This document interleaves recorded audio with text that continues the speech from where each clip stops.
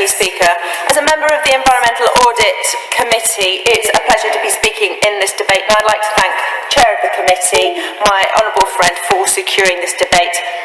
Plastic is one of the most successful man-made materials in history and has brought immeasurable benefits to our everyday lives, but we do know that it is causing immeasurable damage to our environment. And back in the 1950s, when mass production of plastic first started, the world produced 2 million tonnes of plastic per year. Now, we're producing over 330 million tonnes. We are now only starting to learn about microplastic, tiny particles which have made their way into the food chain. And a study in the US found that 95% of all adults tested had a known carcinogenic chemical from plastic in their urine. Scientists based at the State University of New York found that 90% of bottled water also contained those microplastics. So we don't know yet for sure what the impact of these microplastics on human health is, but we do know that it's already too late to find a suitable, sustainable alternative. Voluntary return schemes and reusable cups are all great initiatives which I support, but they don't go far enough. That's why we need statutory scheme. Sustainability must be enshrined in law. The government must have legally binding environmental limits on plastic waste, air pollution, soil degradation, resource depletion and biodiversity loss. And the 25-year plan includes these, but it does not have any specific short-term targets that this government, this UK government, must act on now. Therefore, the burden is rolled down the line to whoever is appointed as the next Secretary of State, or the one after that, or the one after that. And I'm pleased that in the Environmental Audit Committee, we have now made these concrete proposals that the government can act on, and can act on here and now today. These include the government implementing a producer responsibility structure where companies producing packaging are held accountable for the type of packaging they produce and are burdened with fees when their products fall below our environmental standards. Also, that the government introduces a regulation for all public premises which serve food to provide drinking water on request.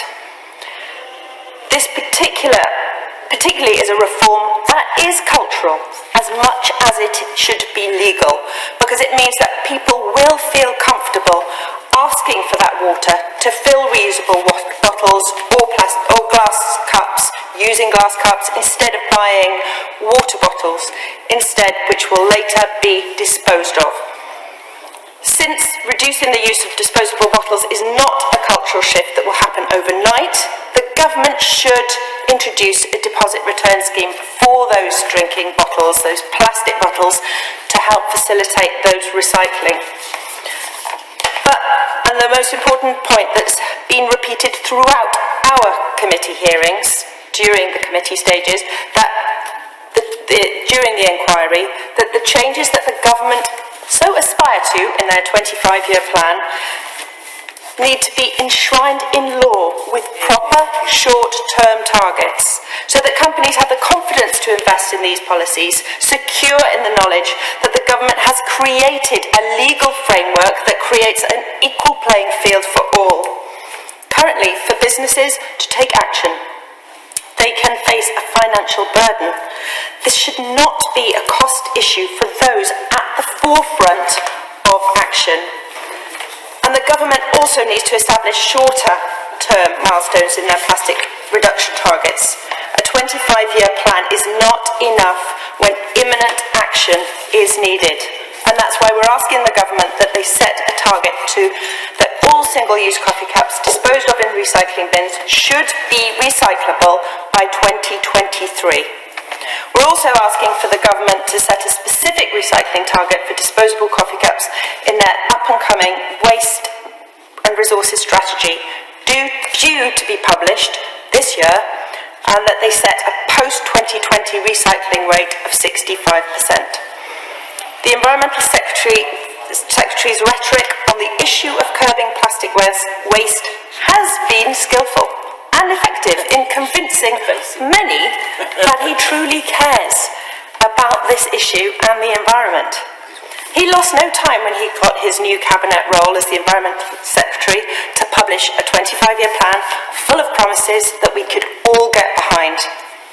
But it lacks legal certainty that any action will be taken, and that's what we're asking from the government today. Wales has a world-class reputation, and as Special Advisor in the Welsh Government for 7 years, I'm proud to have played my part in helping Wales become a leading UK nation for recycling and reducing waste, as well as being now the third best country in the world for recycling. And very proud that we were the first country in the UK to bring in the carrier bag charge. And I agree with my honourable friend here with her tales of that time in bringing in that carrier bag charge. It was truly a difficult time. I was at the forefront of hearing from the great lobby of retailers suddenly understanding and hearing about what this Welsh Government, this little Welsh Government over there is about to do. So I'm very glad to have helped champion that cause.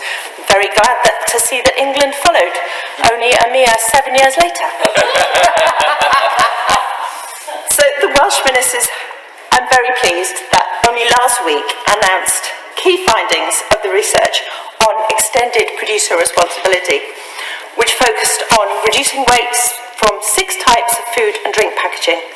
This polluter pays principle is absolutely core to resolving many of these issues. So I'd like to finish my speech on a more positive note and just share with the House a campaign we're running in my constituency in Robina on making them the first single-use plastic-free community in Cardiff. And along with local resident Naomi England, our campaign is about encouraging those local businesses to become as plastic-free as possible and offering suggestions for alternatives. And we're working to roll that out across the constituency and to the whole of Cardiff.